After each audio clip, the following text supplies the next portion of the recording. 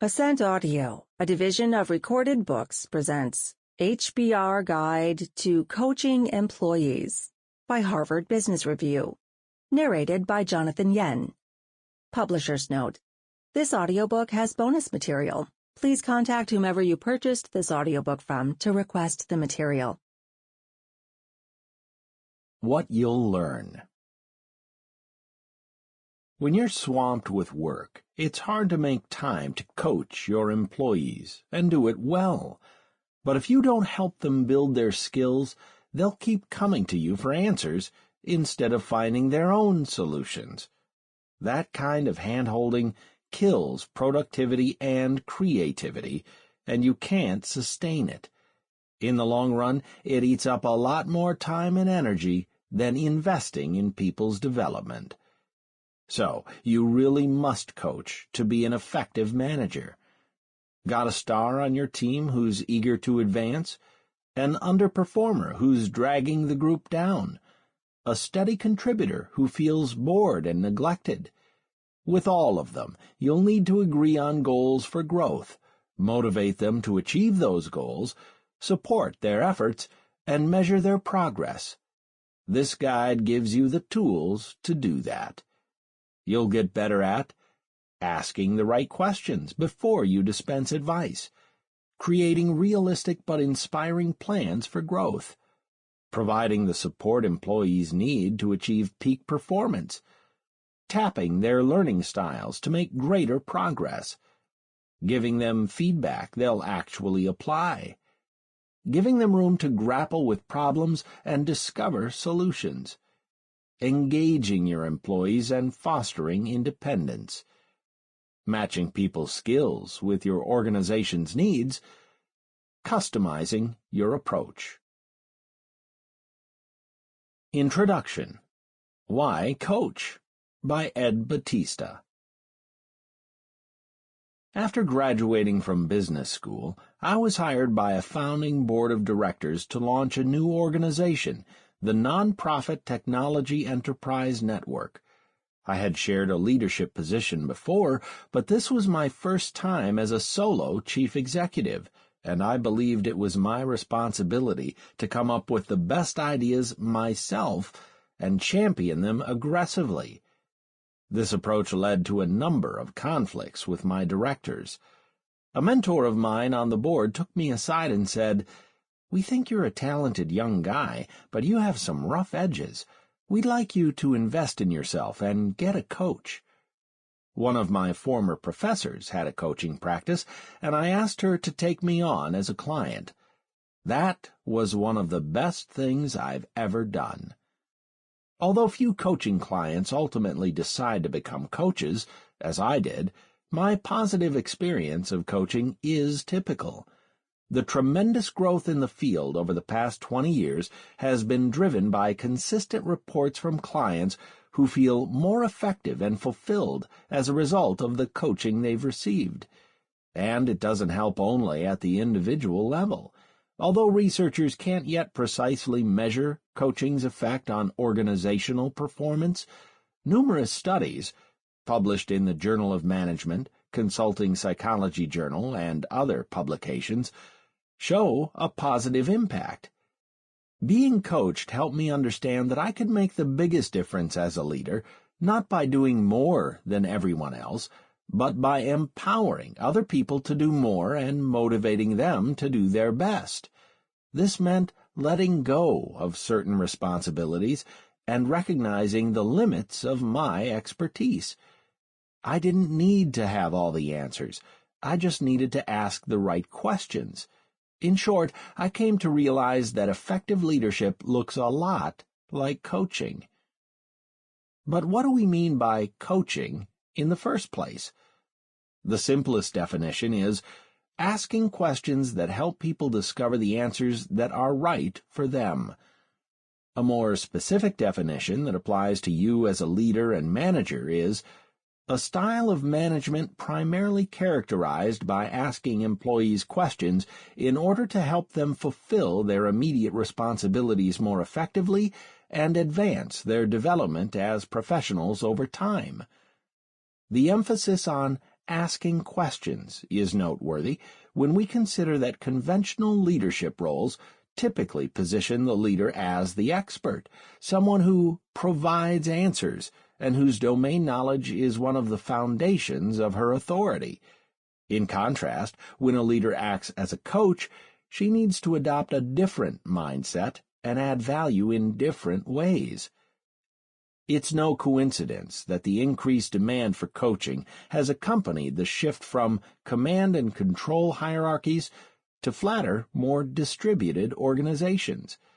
In the 1950s, management thinker Peter Drucker coined the term knowledge worker to describe a newly emerging cohort among the white-collar ranks.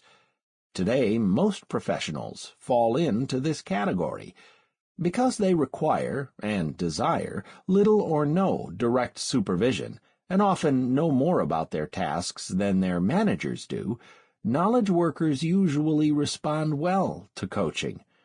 Unlike directive, top-down management, coaching allows them to make the most of their expertise while compelling them to stretch and grow.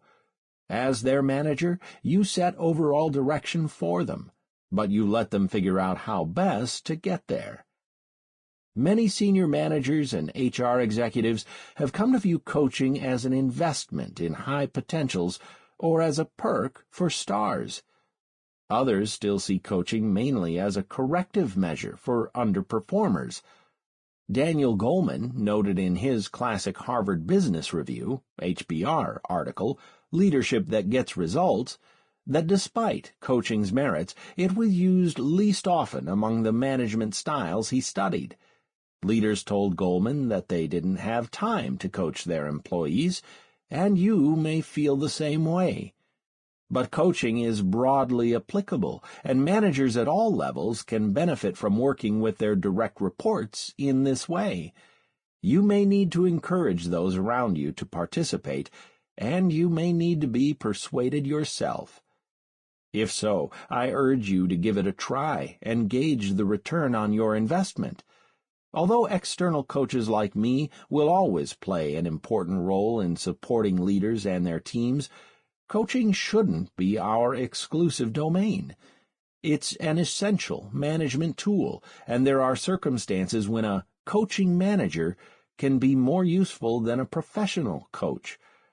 I often help clients reflect on difficult experiences in order to make sense of what happened and extract some learning. But these conversations occur days or even weeks after the event. A leader who has coaching skills can help team members begin to reflect on a difficult experience immediately. Highly skilled leaders can even facilitate these discussions with their entire team present, allowing everyone to learn simultaneously. When leaders view coaching as the sole purview of external professionals like me, they miss countless opportunities to add value. My experience as a coaching client, as someone who teaches coaching to MBA students, and as a professional coach has shown me the value of coaching as a management technique, and a large and growing body of research reinforces this conclusion. It takes time and effort, but the material in this guide will help you integrate coaching methods and processes into your own management style. There's no right way to coach, so you'll have to decide for yourself which approaches described in the chapters that follow work best for you and your direct reports. Like any new skill, coaching requires practice, and you'll need to step outside your comfort zone as you experiment. Don't be too quick to write off a technique just because it feels awkward at first. Coaching presents every manager with challenges. You may have to reconsider your leadership style and the ways in which you add value. You may feel reluctant to surrender control or to give people room to make mistakes, and you'll almost certainly be tempted to jump in with solutions when they're struggling with a problem. But those challenges get easier the more you coach, and the payoff is enormous. You'll tap your employees' full potential while leading more strategically. Last year, a client who'd founded a successful company concluded that his management style was holding back the firm. He and his senior managers had so many tactical responsibilities that they weren't truly leading. They were putting out fires with a limited capacity to take a longer view and make the systemic changes the business needed. So my client decided to restructure his role, delegating some tasks to his senior managers. He coached them as they assumed these duties, prompting them with questions to solve problems in creative new ways, rather than simply telling them what had worked in the past. They, in turn, took the same approach with their direct reports. As a result, the company's management team raised its sights and focused on more strategic issues, which had a positive impact on the business. And my client found that he was actually more productive while spending less time in the office. When he sold the company and stepped down from his leadership role, he left with confidence that the management team would adjust seamlessly, and the business has continued to thrive. That's what's possible when you coach your employees. That's why it's absolutely worth your time. And that's why you'll find this guide an invaluable addition to your leadership reading. Ed Batista is an executive coach and an instructor at the Stanford Graduate School of Business.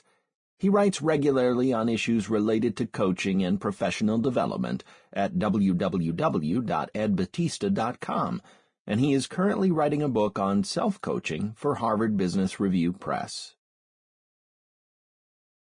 Section 1. Preparing to Coach Your Employees. Chapter 1. Shift Your Thinking to Coach Effectively by Candace Francavilla. Do you ever say to yourself, or others, "This person just doesn't get it," or "This person will never have what it takes"? If so, you may have what Stanford psychologist Carol Dweck calls a fixed mindset, which will severely limit your ability to make a difference as a coach. Low expectations rarely yield growth and often lead to frustration on both sides. You may occasionally encounter someone who truly can't develop, but the real barrier is most often the belief that the person won't make progress. It's easy to fall into this trap. After you've acquired a lot of experience and knowledge in your field, doing things yourself may seem simpler and faster than helping your direct reports improve their critical thinking, technical, or organizational skills. But that's a short-term solution that leads to long-term problems. If you keep providing all the answers, people will keep lining up at your door looking for them. Shifting your mindset. In the end, it's actually less time-consuming to embrace a growth mindset, one that assumes your people can learn. If you invest in their coaching and development early on, you'll reap benefits later. They'll start solving more of their own day-to-day problems, freeing you to focus on strategic issues and developing more leaders. Shifting to a growth mindset takes effort. In the coaching workshops I teach to managers, participants talk about how hard it can be at first, but once they make the switch, they start seeing better outcomes. An R&D director at a manufacturing company had an employee who struggled to give clear, concise, organized presentations. When that person asked for input on a draft slide deck, the manager's impulse was to mark it up with suggestions to reorganize the information and cut down on the length. But then she caught herself. She called the employee in for a conversation and asked clarifying questions. What are the key points you want to convey? How much does your audience already know? What points will be difficult for people to grasp? If you were in their place, would this presentation help you reach your goals? What can you do to bring it more in line with what your stakeholders are hoping to achieve? With renewed energy and focus, the employee went back to work and improved the presentation without heavy-handed intervention from the manager. A growth mindset can feel risky because it forces you, the coach, to develop skills of your own that go beyond subject matter expertise. You must ask questions and really listen without jumping in to provide what you believe is the right answer. And you must be honest about the performance you expect and where your employee stands to make sure you're on the same page about the development work that needs to be done. Otherwise, you're resigning yourself to the status quo. So why even bother to coach? Sharpening your coaching skills. Here are the key skills you'll need to hone before you can help others learn and grow. Reconciling intent and impact. You can gauge an employee's impact on the organization by observing him in action and using performance metrics such as satisfaction surveys and sales figures.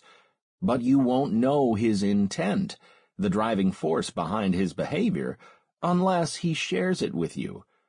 When employees underperform, there's often a gap between intent and impact, and that can lead to great misunderstanding and frustration. Coaching them effectively involves clarifying their intent so that you can close that gap. How? By asking them what impact they meant to have. For instance, you might say to someone, "You were quiet at the last sales meeting. Can we talk about why?" You and others may have viewed his silence as resistance or disengagement, but perhaps he was just trying to cede the floor for a change, knowing that he can be domineering in group discussions. Once you've asked the question, listen closely to the answer. Discuss behaviors that confuse or surprise you, especially those that don't match the intent he describes.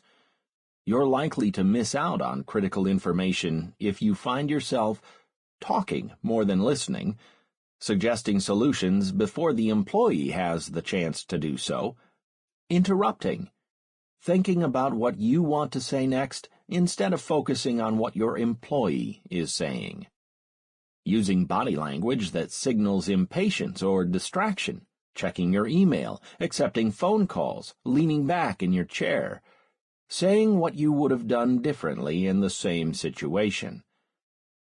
Here are some active listening tactics.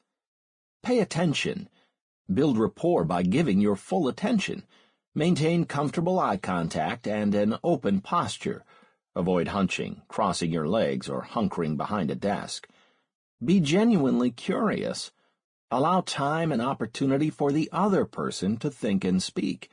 Avoid distractions such as email. Notice nonverbal cues. Hear the speaker's nonverbal messages and body language. Do the tone of voice and facial expression match what's being said? If not, comment on what you notice and ask your employee to tell you more about it. Affirm what you hear. Indicate understanding. "I hear what you're saying," or "I'm following you. Could you say more?" This simply means that you are listening closely, not that you agree. Reflect what you see and hear. Reflect, like a mirror, the other person's emotions without agreeing or disagreeing. "You seem worried about." This encourages the speaker to express feelings and deepen exploration. Paraphrase what you hear. Periodically restate basic ideas to check your grasp of key points. "If I understand, your idea is..." Did I get the essence of it? If not, please tell me more. Summarize key themes. Briefly sum up the other person's point of view to show you've listened and to check your understanding. "It sounds like your main concern is..." or "These seem to be your main points. Is that right?" As a rule of thumb, ask more than you tell. Aim for a ratio of about 4-to-1. If you flip that ratio, you're teaching, not coaching. Though teaching plays an important role in developing others, it's limited to what you know. Coaching is an interactive opportunity to discover and create previously unknown solutions. Always assume positive intent, even when dealing with difficult behavior. People usually mean well, and if you give them the benefit of the doubt, they'll be more forthcoming about their intent and more receptive to feedback. Teaching versus coaching. To develop employees' skills, you must first decide whether to teach or coach. Are you working with an inexperienced colleague or one who requires immediate improvement? If so, you'll want to teach, which means showing or telling her what to do. Otherwise, you're probably better off coaching, asking questions that prompt her to think and solve problems on her own. That way, your employee will gain the independence and confidence she needs to grow, whether she's trying to achieve greater mastery in her role or take on new responsibilities. Approach. Teaching. A directive approach. Used for instructing. Example, having an employee shadow you on a task or project, such as a joint sales call, so that she can learn by observing you. Also used for providing answers. Example, explaining the business strategy to a new hire. Approach. Coaching. A supportive approach. Used for encouraging independence. Example, allowing someone to learn on the job, even if it means risking mistakes. Also used for serving as a resource. Example, providing helpful contacts so that your employee can learn from others, not just you. Adapted from Harvard Business Essentials, Coaching and Mentoring. Recognizing your biases. Your own preferences can get in the way of discovering others' intent.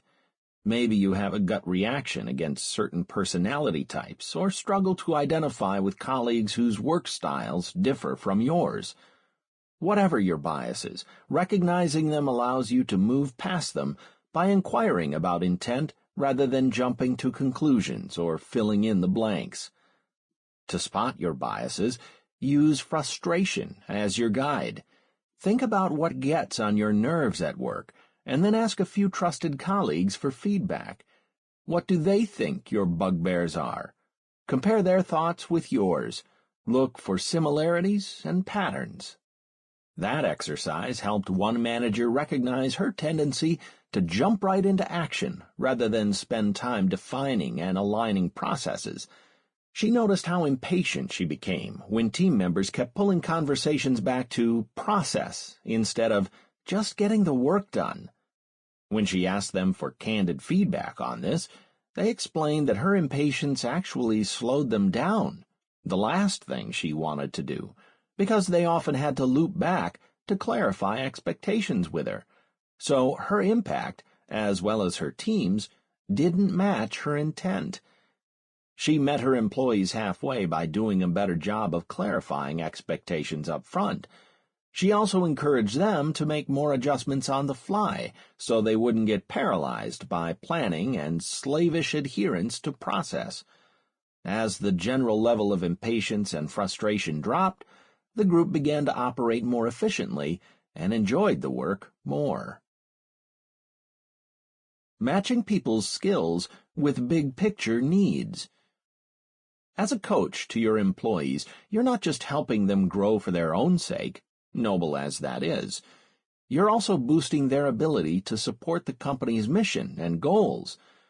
By explicitly connecting their skills with big-picture needs, you'll give them a sense of purpose and belonging, which will motivate them to grow. If you explain how improving their communication skills will make the team more efficient, for example, or increase sales to clients, they'll be more likely to take their development in that area as seriously as you do.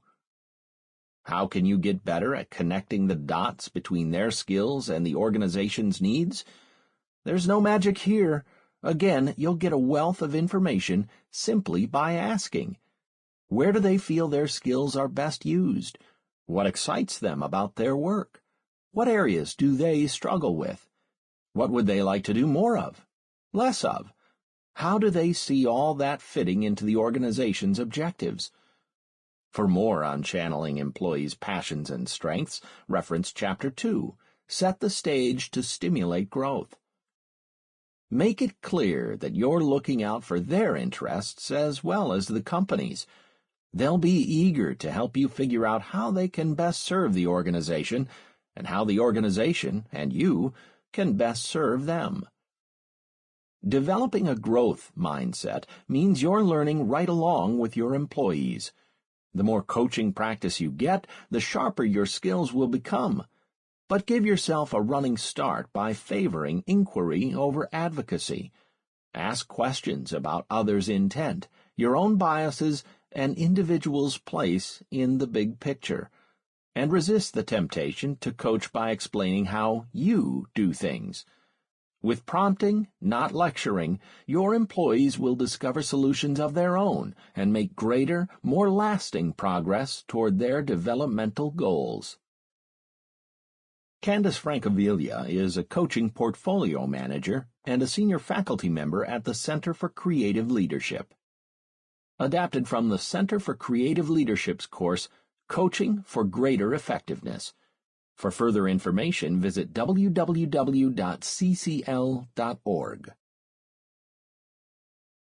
Chapter 2. Set the Stage to Stimulate Growth by Edward M. Hollowell, M.D. Editor's Note: before you begin coaching your employees, set the stage for success. Make sure they're doing the right jobs to begin with. They feel connected to their work and to one another. They're receptive, and they're capable of mastering the skills and tasks their roles require. Using basic principles from brain science, you can address each of those issues and help people achieve peak performance. The brain is remarkably plastic. It grows and adapts throughout life. That means you're never stuck with who you are or who your employees are. We used to think only young brains could change and develop. We now know that adult brains do too. We can all get smarter and wiser and happier. The conventional, dreary wisdom that people can't change is scientifically incorrect. We've also discovered many of the forces that make the brain change for better or worse. For example, challenging a person in an area where she is skilled makes her brain grow, much like a muscle. But overwhelming her with more than she can cope with is bad for her brain. Instilling confidence in someone leads to improved performance, but an atmosphere of chronic fear disables the brain and makes performance worse. So, what about the guy down the hall who keeps failing in his role? With proper care, he can learn to perform at higher levels. He can continue to grow for decades, and you, as his manager, can help him do so. Achieving peak performance. Drawing on what we know about neuroplasticity, I've outlined a practical plan for achieving peak performance. By peak performance, I don't mean taking on every task and embracing every opportunity. When people try to do more than they can handle, they fall short. Instead, I'm talking about consistent excellence with improvement over time at a specific task or set of tasks. How can people pull that off? By following these 5 steps with your guidance and support. Step 1. Select. Before your employees do anything, it's important to figure out what they should do.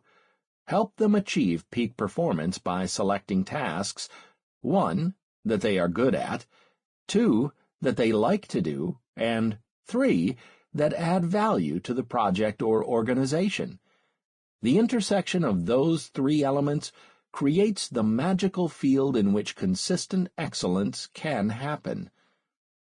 This first step influences everything that follows, yet it is often overlooked.